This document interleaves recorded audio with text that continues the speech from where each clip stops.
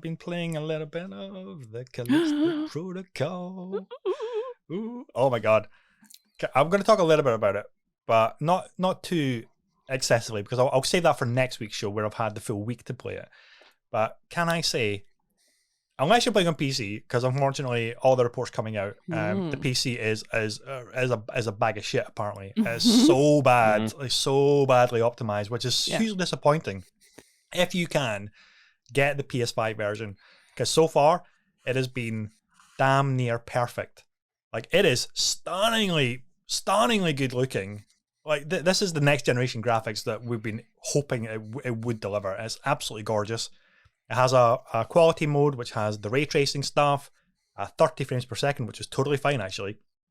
And the performance mode, which I've been playing in. And whilst it doesn't have the ray tracing stuff, it looks like the resolution and textures and things like that are pretty similar. Obviously, a little bit of a notch down from the quality mode, but it runs at, it feels anyway, a near flawless, like 60 frames per second. If there's dips, I haven't noticed it. I'm sure if you've got analysis tools or things like that, you can correct me on that, but I don't need analysis tools to tell me I'm having a good time. And I was having a really, really good time. And it is so violent, Sarah. It is so violent. It is brutal. It is a 2023 Dead Space. And I mean that in the best possible compliment, because that's all I want. And I've seen reports of giving it shit and knocking it down for saying, well, it's not doing anything new. It's just a Dead Space, but a prettier Dead Space. It's like, so fucking what? So what? That's exactly what we want. We want an 8 to 10 hour horror game, which is like Dead Space, and it looks phenomenal. And that's what they delivered. And I am having an absolute blast with it. I'm 2 hours in. So I've done the opening. I've done a little bit of exploration-y stuff. Got my stun baton now. I've got the handgun now, and I've got the gravity kind of gauntlet thing that you get from the trailers as well. And the whole atmosphere and the presentation is fucking top drawer. And I know it's not fair to compare it, but you could honestly say graphically better than like God of War Ragnarok. It's not fair to compare because it's not an open world game. It's not as blown out and epic and huge as that, but it's way more contained. But the lighting, the textures, how they've scanned in the actual actors' faces is frighteningly realistic and so photorealistic. And I'm having a blast with it, and I can't wait to play more. And fuck me, the haptics. Jesus! We mentioned the haptics on a couple of episodes ago, and whilst at the moment I haven't quite found that sensation of the limbs snapping, there's so many little things going on in the controller. Like when you take the stun baton off your back, there's like a charge up, and it's almost like you feel a ripple going through the controller as like the current moves into the baton, and there's a sound effect. And any radio transmissions with the other NPCs that you encounter, they come through the speaker of the controller. And I fucking love that stuff. And it's like, and it caught me off guard one time because I was walking along this really tense corridor. I was sneaking, and then this fucking radio signal blasts through the controller. And did I shit myself? I absolutely did. I jumped. I was like, oh my god. God damn it, Elias, why you're like, shh, we're supposed to be sneaking here. Don't I should have put it on silent mode or something like that. Like, you know? It's really great so far. I'm really, really enjoying it, and I can't wait to explore more and talk about maybe more in depth on next week's show. And I've had a proper session of it, but great so far. Like, and of course, obviously, it's unfortunate that the Steam reviews and stuff like that are saying overwhelmingly negative, and that's just such a shame because it's a new studio, it's their first game, and the PC port obviously should have said, look, we're going to have to delay the PC port and focus on just the console port. And there's issues on the Xbox as well, apparently. But, God, I mean, if you've got the PS5, that's clearly the version to go for. It's the most polished, it's the most stable, it's graphically even better than because of the optimization problems with the PC, like having to run on like medium or low, still not great.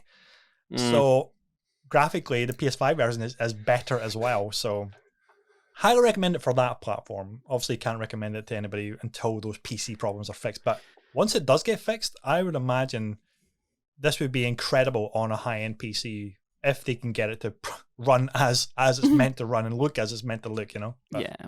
I heard it was something to do with like some security measure that they've put into the game. So apparently, every single frame of the game, it scans and goes, "Is this legit? Is someone trying to copy this? Let's just double check." So Oh that's dear. why it's making it really, really clunky. So Oh even on a god. really high end PC, a really powerful rig, Yeah. your computer's still having to do a shit ton of work, even just to render a frame of the Yeah. game. So that's what Ouch. I've heard anyway. That's a real shame, and I appreciate they're trying to stop pirating and that sort of thing. And I think it's an important measure for devs to have in a game. But I don't know. Maybe they didn't have a chance to properly check how that would affect just like a standard PC user, because most devs have some pretty insane rigs for rendering all their stuff Yeah. and putting together their game in the first place. But Yeah. yeah, I think maybe it's they. came in way too hot. Mm, Um I think they've had to say, "Oh fuck, the Dead Space remake is coming out in January. We need to beat that." In case anybody says, "Well, I've got Dead Space remake. I don't need a Dead Space Lite because I've got the original which has been remade." I think yeah, there's maybe a part of that. I'm speculating, obviously. yeah, that And makes I sense. also, yeah, and I also read that Sony loaned the studio 150 developers to help ship it. Whether that's accurate or not, but I saw that headline, which makes sense why the Sony version is so fucking good, because Mm-hmm. they would have prioritized that version of the game. I don't know how much truth is in that, but if that's true, that makes sense that they okay, we want our version to be amazing, and here's a whole ton of resource to make that happen. If that's what happened, this is unfortunate, but I kind of understand it. Mm, But I really hope they can fix the other versions very, very quickly, because word of mouth gets around so fast, and it's not going to sell, unfortunately. Or mm-hmm. people are getting refunds because of performance issues. It's just Yeah, unplayable, all this kind of stuff, which is really sad. yeah. I just hope it gets that, second bite that it deserves, because it looks fantastic. And yeah, it's obviously having issues at the moment, and that is unfortunate. But you look at the amount of time, like it's happened with games before where they've come out and they've been particularly buggy or whatever, and then people just walk away, and then it gets fixed, but no one's interested anymore. I Yep. know I'm an apologist for this game, and it will happen to my dying day. But I always look at Aliens: Colonial Marines, because that was scuffed, and they fixed it. And it's not an incredible game or graphically stupendous, or the story's like award winning, but it is a hell of a lot of fun. But by the time they got it to the stage where it was a hell of a lot of fun, people were like, no, bugger that. And it's always universally hated. Whereas me and all my mates loved that game because we had a great experience with it, because they Yep. fixed it enough that it was. So fingers crossed people will stay on board. I think the PS version being so good, so that there is a version floating about in the wild that people can see the potential of it, will hopefully help. But yeah, they deserve a crack of the whip with that. I hope they get it fixed. I hope so as well. I really do, because it's it's again, it feels like that Evil West style of older game, but embrace that, and it's unbelievably polished. Like it's crazy levels of polish to it, but it is at its core a simple A to B, fairly linear, but you haven't seen presentation like this yet. Kind of vibes to it, and I'm really digging it so far, and I can't wait to get in and play more and Mm. see it all the way through, and see all those incredible death animations as well. Because some of them are brutal. Somebody wrenched my head in half at one point, because it was a quick Jesus. it was the first main encounter, and it's like a quick timey tutorial, so it's telling you how combat works, and of Mhm. course you've got the dodging with the thumbsticks, which we need to get into probably next week more specifically, because that mechanic is fucking brilliant. It's really good. It feels so satisfying to juke left and right, to dodge the swings and stuff, Mm. and it's so Nice. intimate. The combat feels so much more intimate than just dodge rolling attacking, dodge rolling attacking.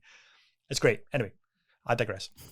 But this big enemy, this huge, disgusting, pussy, mutant enemy, um, got a couple of hits in, because I hadn't obviously got the timing down or the dodging mechanics down just yet. It was all new. I was like, what the fuck am I doing here? Just give me a button to dodge. But anyway, I did click with it eventually, and the energy bar on the back of my neck now, kind of like the energy bar system in Dead Space for Isaac.